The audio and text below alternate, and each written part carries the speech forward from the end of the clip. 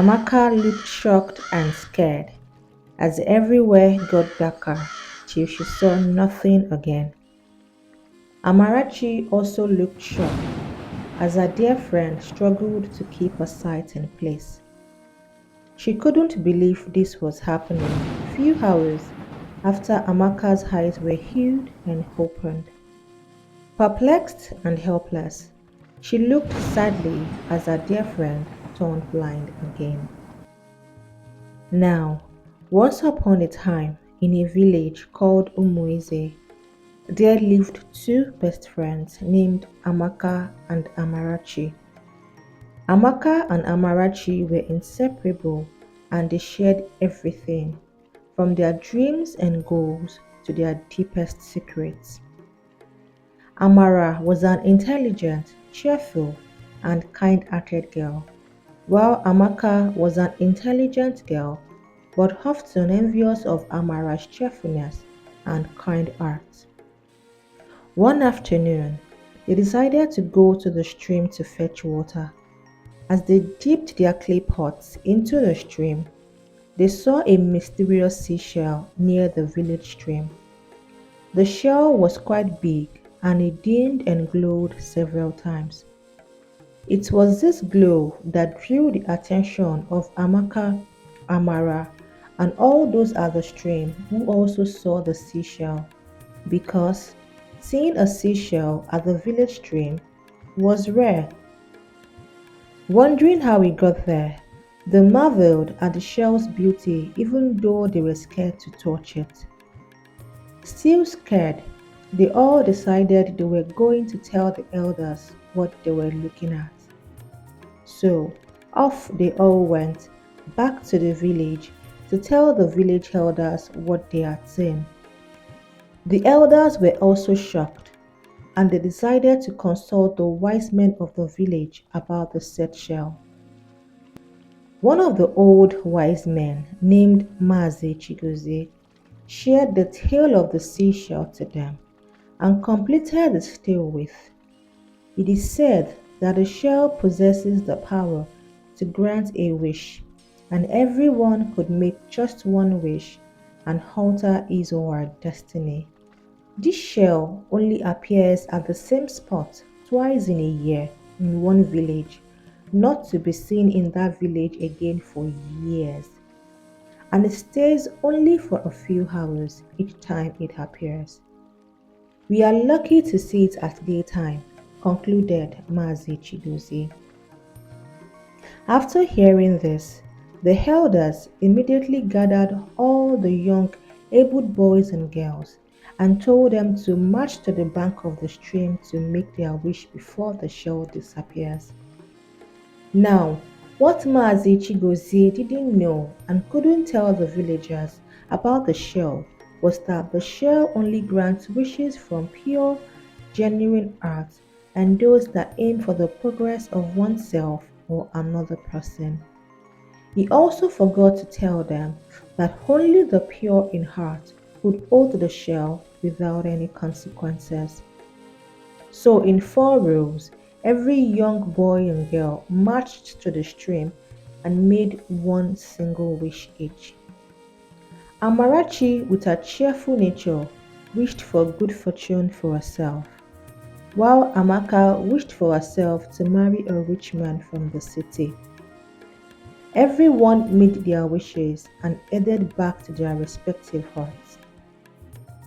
But at nightfall, Amaka sneaked out of her mother's hut and ran to the stream in high hopes that the shell was still there so she could change her wish.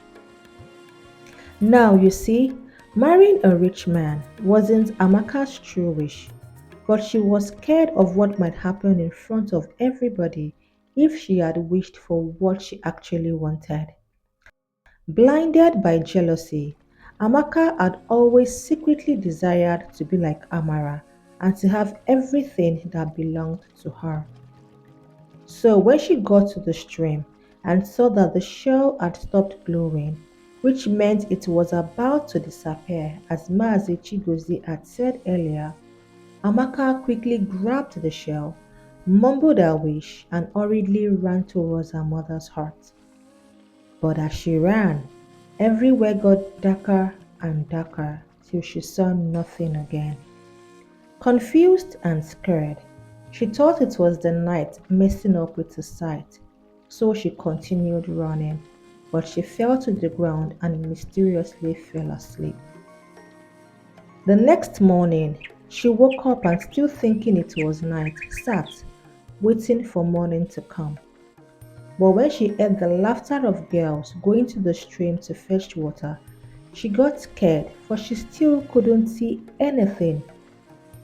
She screamed for help, and the girls looked around, saw her, and ran towards her.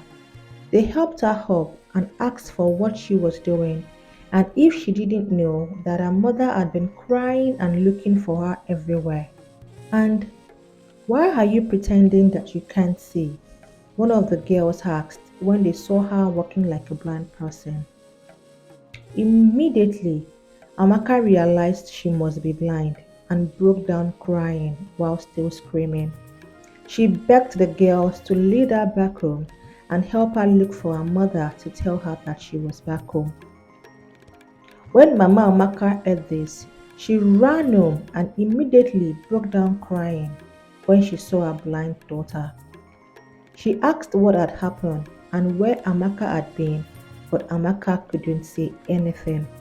She only said she saw everywhere got darker and someone must have made a wish for her to go blind. Everyone soon heard of Amaka's blindness and immediately blamed Amara since she was her best friend. They were always seen together and they shared everything. They all insulted her and told her she would be dragged through the village and banished from the village for wickedness if Amaka did not regain her sight. Scared and confused, Amarachi vowed to prove her innocence. So she went to Maazi Chigozie to ask for when next the seashell would appear so she could wish for her friend to see again. She explained she wasn't the one who placed a wish for Amaka to go blind and is sad that everyone was blaming her.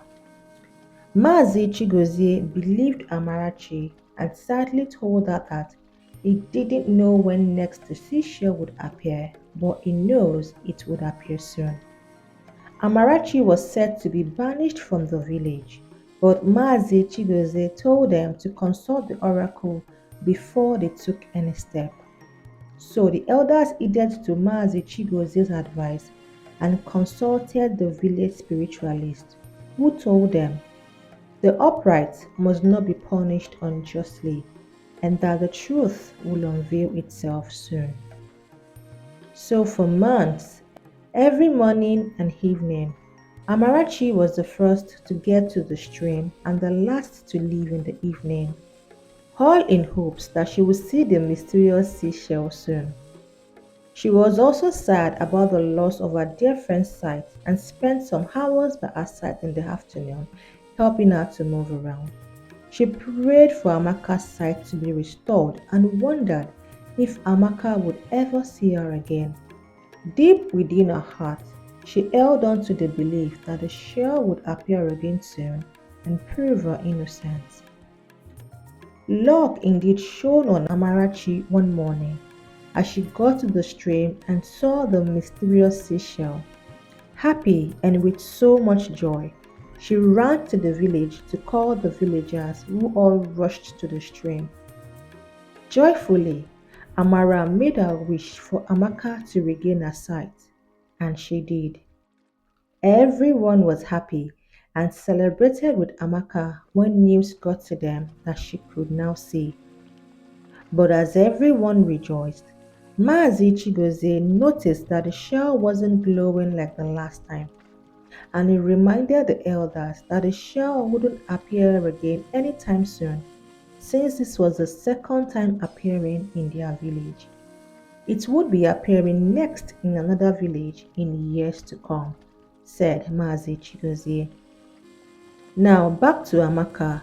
Immediately Amaka regained her sight, still blinded by the jealousy she has for Amarachi, And not happy that Amara wasn't banished as he had said she would, she rushed to the stream and said she wanted to place her wish. She was told what Maazi Chigozie had said, and on hearing this, was angry that her wish the last time wasn't granted. She thought it was because she made two wishes. But after all, someone had made a wish for her to go blind, and it happened. Since she was the last person to get to the stream and the last person on the queue, she calmly held the shell yet again and made her evil wish in her heart. Holding the shell tightly in her hands, a blue light shone towards Amaka. A jealous heart had activated the shell's consequences yet again. But since she was not aware it was her evil wish that made her go blind the first time, she thought her wish was granted, so she was very happy. Done with everyone's wish, the elders and villagers all headed back to the village, and again, everywhere got darker for Amaka as she walked beside Amara. She asked if it was getting dark, and everyone said no, it was still bright in the afternoon. Shocked and scared, she screamed as everywhere got darker and darker till she saw nothing again. Amarachi also looked shocked and scared as her dear friend struggled to keep her sight in place. She couldn't believe this was happening just few hours after Amaka's eyes were healed and opened. Perplexed and helpless, she looked sadly as her dear friend turned blind again. Amaka kept screaming, and everyone remembered the blue light from the shell that shone only towards Amaka. This time, they all knew it wasn't Amara who made a wish, as Amara used her own wish to make Amaka regain her sight. So all eyes turned on Amaka, and due to fear, she opened up about her jealousy and envy towards Amara, and how she had wished the first and second time for something bad to happen to Amara so she could be like her and have her beg at her faith. Everyone screamed in disbelief, and the elders hurriedly turned back to the stream to see if the shell was still there so an old person from the village could use her wish to help Amaka regain her sight. But alas, the shell had disappeared, never to be seen again soon in Umweze village. And so Amaka remained blind and waited in high hopes that the shell would appear in Umweze again one day.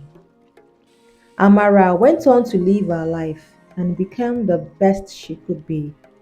And the tale of Amaka, the girl whose jealousy and hatred made her blind, became a lesson folktale in Umweze and beyond, serving as a timeless reminder that jealousy and envy and its consequences would burn you the most. Thank you for listening. I hope you enjoyed today's story. Please don't hesitate to subscribe to our channel. It is free and it helps us to grow. Don't forget to like, as it encourages us to bring you more stories handwritten with love. Thank you once again.